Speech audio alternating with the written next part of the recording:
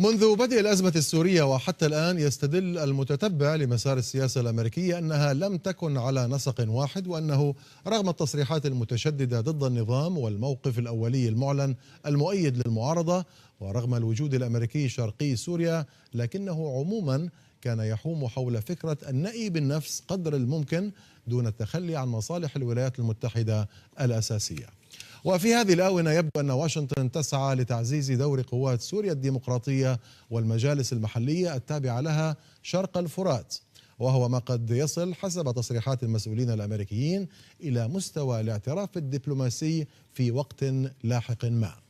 لكن في الوقت ذاته هناك من يرى أن هذا الدعم الأمريكي شيء مؤقت، وأن أكراد سوريا ليسوا إلا ورقة تلعب بها واشنطن وقد ترميها في أي وقت حسب ما تقتضي أهواؤها ومصالحها في نهاية الأمر. لمناقشة هذا الموضوع معنا من واشنطن الباحث في معهد واشنطن لسياسات الشرق الأدنى ديفيد بولوك، معنا من اسطنبول عضو الهيئة السياسية في الائتلاف الوطني ياسر الفرحان، ومن بيروت ينضم إلينا الخبير في الشؤون التركية خورشيد دلي. أهلا بالضيوف. دكتور بولوك مساء الخير. دعني أبدأ معك أولا. كان هناك معلومات لافتة صدرت عن مسؤولين أمريكان بأن الإدارة بصدد وضع أو إقرار استراتيجية جديدة خاصة بسوريا. أولا، هل هناك استراتيجية لهذه الإدارة تتعلق بسوريا، استراتيجية واضحة؟ هل تعلم الإدارة ما الذي تريده من سوريا في الوقت الحالي وعلى المدى المتوسط على الأقل؟ طيب، سؤال جيد جدا، لأن حسب تقييمي الشخصي ليس هناك استراتيجية واضحة للمدى الطويل، لكن للمدى المتوسط كما أنت ما قلت. أنا أعتقد أن الآن نحن نرى بداية الاستراتيجية الأمريكية داخل سوريا، وأنا أعتقد أن هذه الاستراتيجية تشمل 3 نقط. أولا، بقاء القوات العسكرية الخاصة الأمريكية داخل سوريا وعددهم تقريبا 2000.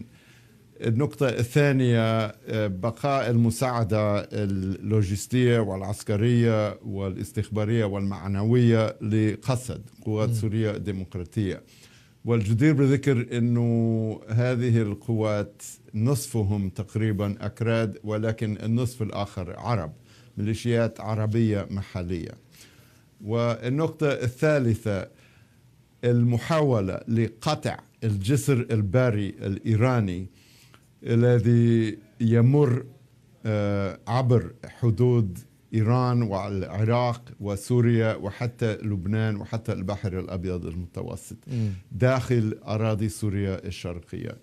وهذا أنا أعتقد أنه الأعمال الأمريكية تخص باحتمال تنسيق في هذا الهدف بين أمريكا من ناحية وروسيا من ناحية أخرى، ولكن بدون أي تنسيق مع النظام وبدون أي تنسيق مع الميليشيات الطائفية في قيادة إيران داخل سوريا، حزب الله والميليشيات الأخرى، وطبعا الحرس الثوري الإيراني نفسه داخل سوريا، بدون تنسيق معهم. طيب، سأنتقل إلى اسطنبول مع الأستاذ ياسر الفرحان. مساء الخير أستاذ ياسر. بداية يعني هل تتفق مع ما قاله السيد بولوك فيما يتعلق ب يعني نظرة أو رؤية الولايات المتحدة لسوريا وما الذي تريده من سوريا في هذه الفترة وفي الفترة القليلة المقبلة، وما الذي تريده أيضا من قوات سوريا الديمقراطية؟ نسمع الكثير عن أنه المساعدات ستخف والتسليح سيخف، ولكن في يعني مناسبات أخرى نسمع أنه العكس، بأنه ستتمسك الولايات المتحدة بهذه الميليشيات باعتبارها الشريك الوحيد لديها في الميدان. كيف تنظر أنت إلى هذه المسألة؟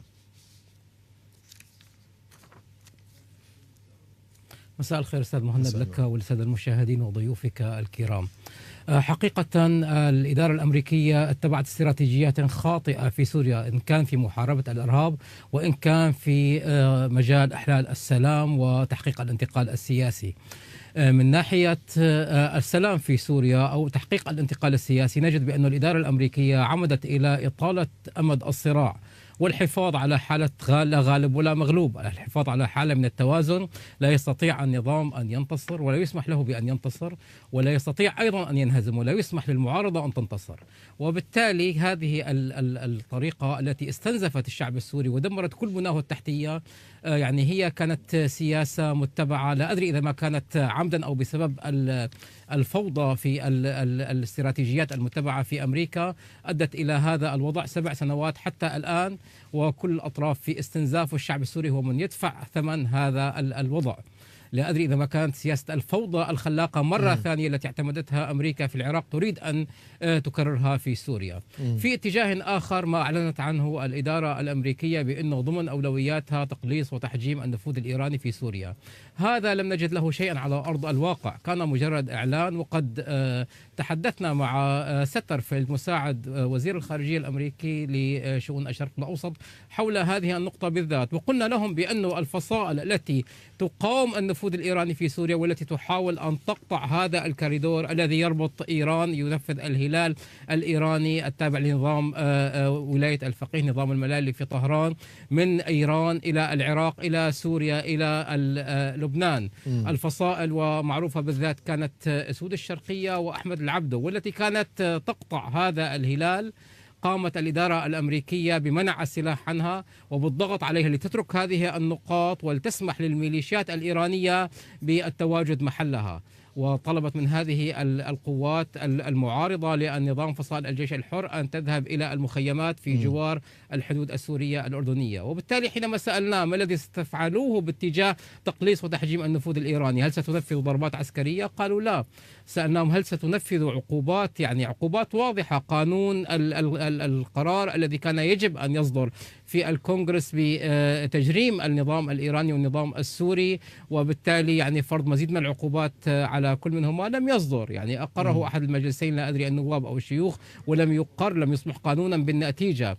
في اتجاه آخر نجد بأنه قاسم سليماني يتنقل ما بين الحدود السورية والعراقية، ويعني يفرض المزيد من الهيمنة في المنطقة، وبالتالي لا يوجد أي إجراء نفذته الإدارة الأمريكية في ذلك. فيما يتعلق بحزب الاتحاد الديمقراطي أو ميليشيات الBYD والYPG التابعة لتنظيم الPKK الإرهابي، نحن نجد بأنه الولايات المتحدة الأمريكية تتمسك به كورقة ضاغطة على كل الأطراف في المنطقة. وبالتالي يعني نحن نجد بأنه هذه الاستراتيجية خاطئة في محاربة الإرهاب. لماذا؟ لأنه هذا التنظيم، هذه الميليشيات مرفوضة من أبناء المنطقة. يعني نحن في سوريا نعتبر بأنه ما تقوم به الإدارة الأمريكية هو استبدال لتنظيم داعش الإرهابي بتنظيم آخر يتبع لحزب العمال الكردستاني أيضا إرهابي. وبالتالي هذا التنظيم يقوم بارتكاب المزيد من جرائم الحرب، يضيق على السكان المحليين ويفرض الإدارة الذاتية كواقع تقسيمي بالقوة. وهذا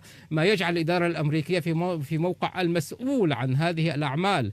يعني هي أولا تدعم منظمة ترتكب جرائم حرب في المنطقة، وهي تدعم منظمة تتبع لتنظيم إرهابي، وهي الآن مسؤولة يعني أمام القانون الدولي وأمام القانون الأمريكي، لأن ما يقوم به هذا الحزب وهذه الميليشيات تقوم بها بسبب الدعم الأمريكي وباستخدام السلاح الأمريكي. واضح الصورة. خلينا ننتقل بيروت مع الأستاذ خورشيد دلي الخبير في الشؤون التركية. مساء الخير أستاذ خورشيد، مرحبا بك معنا. استمعت إلى ما قاله الضيفين، أكيد لك تعليق على ما قاله الأستاذ ياسر تحديدا فيما يتعلق بسياسة واشنطن إزاء قوات سوريا الديمقراطية والميليشيات الكردية بشكل عام.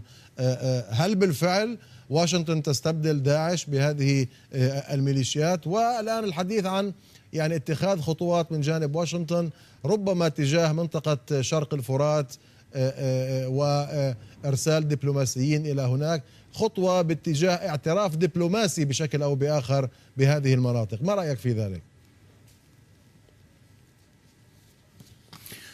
مساء الخير أستاذ مهند لك ولضيوفك ولمشاهدي سكاي نيوز. يعني نبدأ من الأخير، إرسال الولايات المتحدة الدبلوماسيين إلى مناطق شرق فرات وشمال سوريا، وكذلك التصريحات الفرنسية الأخيرة، كلها تشي بأن هناك استراتيجية جديدة متوسطة المدى، دعنا نقول، اتجاه هذه المناطق.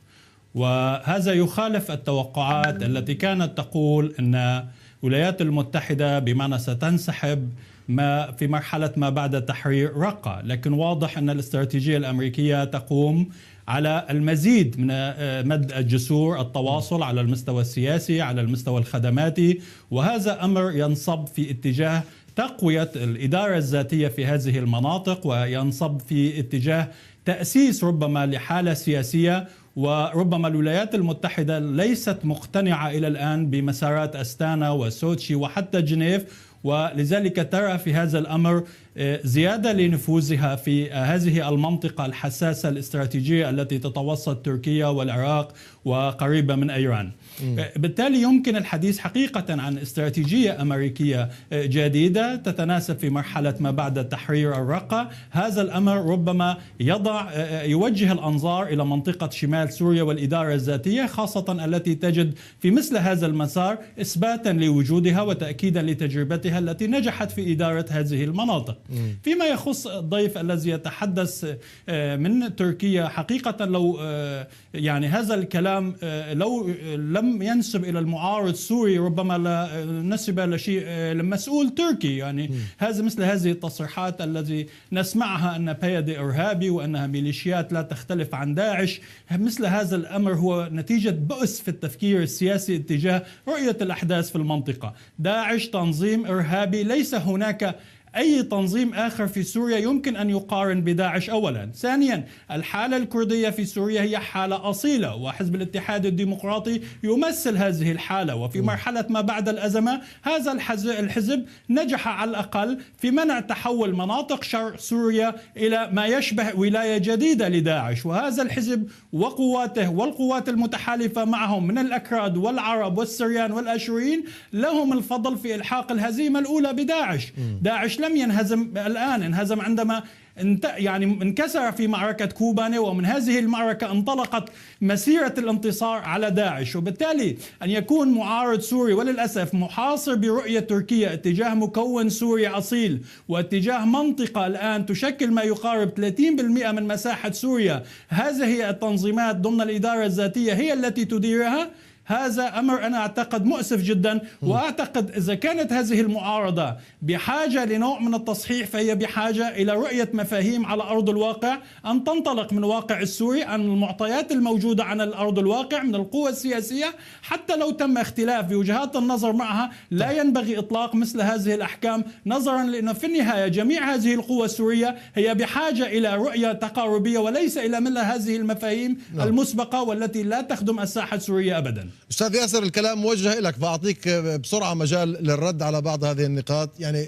رؤية تركيا تجاه مكون سوري أصيل، هكذا وصف الأستاذ خورشيد ما تفضلت به. مع الأسف يعني ضيفك يتحدث بكلام مثير للسخرية وللشفقة أيضا، لأنه لا يطلع على حقائق الأمور أو إنه يتحيز لتنظيم ربما يكون منتميا إليه. يعني دعني أقول بأنه الأكراد نعم هم مكون أصيل في سوريا ونكن لهم كل احترام وتقدير، ولا يمكن إطلاقا بناء مستقبل لسوريا من دون الأكراد. لكن من قال بأنه هذا التنظيم الإرهابي الانفصالي يمثل الأكراد؟ لقد ذاق الأكراد الويلات من حزب العمال الكردستاني بمختلف تسمياته، سواء كان البي واي دي أو اليي بي جي أو أي أشكال أو تسميات أخرى أو قوات سوريا الديمقراطية. ذاق الأكراد أولا الويلات من هذا التنظيم، لوحقوا وطردوا ومنعوا من ممارسة حياتهم السياسية. من يقول هذا الكلام لست أنا وليس تركيا، هذه هي التقارير الصادرة عن المنظمات الدولية المستقلة، منظمة العفو الدولية، امنستي وهيومن رايتس ووتش، وأيضا الخارجية الأمريكية، المنظمات الكردية مثل كردوش والشبكة الآشورية لحقوق الإنسان والشبكة السورية لحقوق الإنسان، وصحفيين أمريكان نشروا في الصحف الأمريكية. الجميع يشير إلى مسألتين: الأولى بأنه هذه المجموعات يي بي جي وبي واي دي ترتكب جرائم حرب وتقوم بتهجير أبناء المنطقة، تدمر بيوتهم وتقوم بقتلهم اغتيالهم واغتيال المعارضين لنظام الأسد.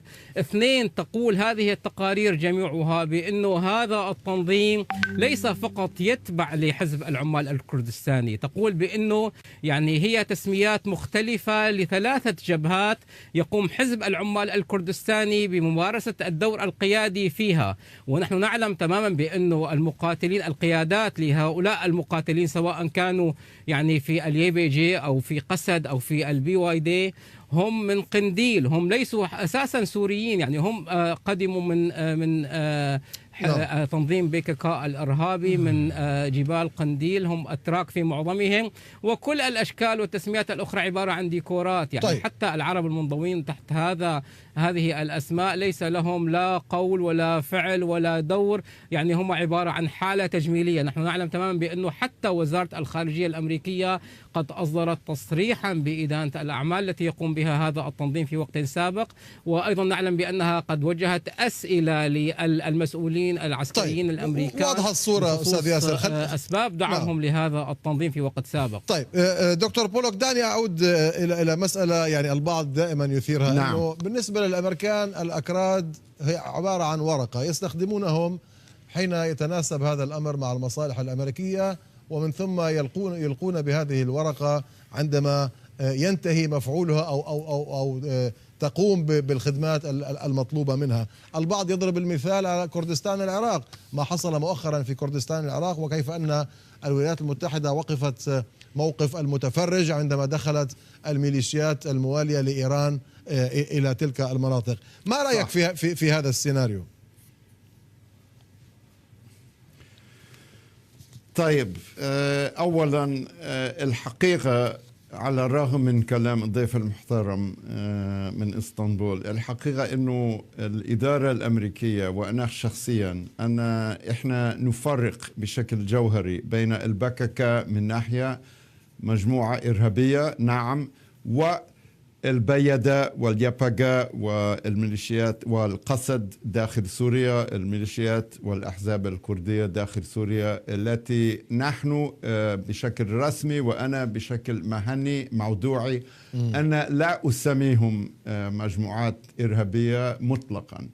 هم مجموعات التي تريد الدفاع عن الذات والحكم الذاتي الفيدرالي داخل سوريا موحدة، وهم لا يهددون لا الأمن القومي التركي ولا العرب بشكل عام.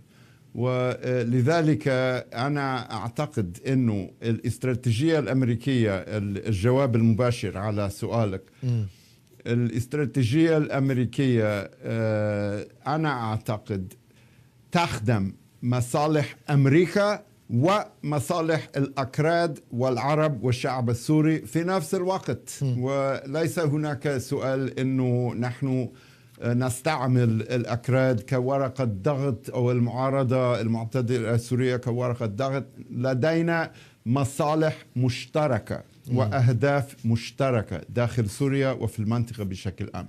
وبالنسبة لكردستان العراق، صحيح أنه على الرغم من موقفي الشخصي الإدارة الأمريكية كانت متفرجة لما اعتدوا القوات العراقية والحشد الشعبي على الأكراد في مدينة كيركوك والأراضي المتنازعة عليها في العراق. لكن إلى حد ما الحقيقة أنه أمريكا لقد خططت خط أحمر، وهو الحدود إقليم كردستان المعروفة المعترفة بها. والحقيقة أنه أمريكا تدعم حكومة إقليم كردستان ضد كل اعتداء عراقي أو إيراني أو آخر داخل كردستان نفسه في العراق، داخل مثلا إربيل أو سليماني أو مدن أخرى في هذا الإقليم. ولذلك أنا أقول أنه أمريكا تدافع عن الأكراد إلى حد ما، كما يناسب المصالح المشتركة الأمريكية والكردية والعربية. أستاذ خورشيد، ما رأيك؟ هل بالفعل أمريكا تستخدم الأكراد كورقة لتحقيق مصالح وأغراض معينة، ومن ثم عندما تستنفذ هذه الأغراض يتم الإلقاء بهذه الورقة؟ ما رأيك في ذلك؟ يعني لا أعتقد يمكن تبسيط الأمور على هذا النحو. هناك مصالح مشتركة، كل طرف ربما يحقق للآخر بعض الأهداف والتطلعات. لو مثلا قدرنا أن الولايات المتحدة لم تتحالف مع الأكراد، أين هو الآن حليف لأمريكا غير الكرد مثلا أو قوات سوريا الديمقراطية تحديدا؟ والولايات المتحدة لا يمكن أن تكون إلا موجودة في مثل هذه المنطقة الاستراتيجية من الشرق الأوسط، وإذا لم تكن موجودة بالتأكيد سيكون هذا الأمر لصالح مشاريع أخرى في المنطقة، ربما تركيا أو إيران أو غير ذلك. وبالتالي الولايات المتحدة الأمريكية لديها مصلحة أعتقد استراتيجية وكبرى في التحالف مع قوات سوريا الديمقراطية. أيضا بالنسبة للكرد، هم بحاجة إلى حليف قوي مثل الولايات المتحدة الأمريكية، وهذا التحالف لم ينشأ من الفراغ. أولا نشأ من الميدان تحديدا من معركة كوباني، ومن ثم جملة التطورات الميدانية. لماذا الكرد يحتاجون إلى مثل هذا التحالف؟ أعتقد لأنهم في وسط خطر إقليمي جدا. لولا ربما الإدارة الأمريكية ربما لو شاهدنا مثلا تركيا قامت بغزو لهذه المنطقة، وبالتالي هم بحاجة إلى نوع من هذه الحماية. أيضا على المستوى السياسي، في ظل محاولات الإقصاء التركية المستمرة للمكون الكردي، الأكراد بحاجة إلى قوة سياسية دولية أن تضع الأكراد على خارطة التسوية السورية، المشاركة في مفاوضات والمؤتمرات الدولية، فضلا عن أن مناطقهم التي تعرضت للدمار بحاجة لنوع من التدمير، وبالتالي بحاجة إلى الإعمار. في المحصلة هناك مصالح متبادلة، هناك مصالح مشتركة، ولكن يجب أن نعرف أيضا في السياسة ليست هناك، دعنا نقول، تحالفات دائمة أن تغيرت المصالح والعلاقات الدولية. أنا أعتقد الأكراد أيضا يعني هم يدركون هذه القضية، ودليل ذلك إلى جانب تحالفهم الوثيق مع الولايات المتحدة يبدو انفتاح كبير على أولا المكونات السورية في الداخل، سواء من العرب أو غيرهم، أو حتى على مستوى الدولي من خلال انفتاحهم على روسيا وبناء علاقة سياسية. وحتى هناك تصورات ربما روسية يعني تقارب الرؤية الكردية في مسألة طرح حقوق هذا المكون، سواء في الدستور المقترح أو في المفاوضات والمباحثات التي تجري. وبالتالي منطق العلاقة بين الكرد ومجمل القوى الدولية هي تخضع لأيضا مصالح الكرد بقدر ما تحالفهم مع الكرد يحقق لهم مصالحهم السياسية. طيب أستاذ ياسر، في الوقت المتبقي تركيا، يعني تركيا الآن أحد أطراف الثلاثي روسيا تركيا وإيران فيما يتعلق بمؤتمر أستنا. إلى أي مدى يمكن أن تقف موقف المتفرج إذا كان بالفعل هناك تطوير لمثل هذه المناطق شرق الفرات؟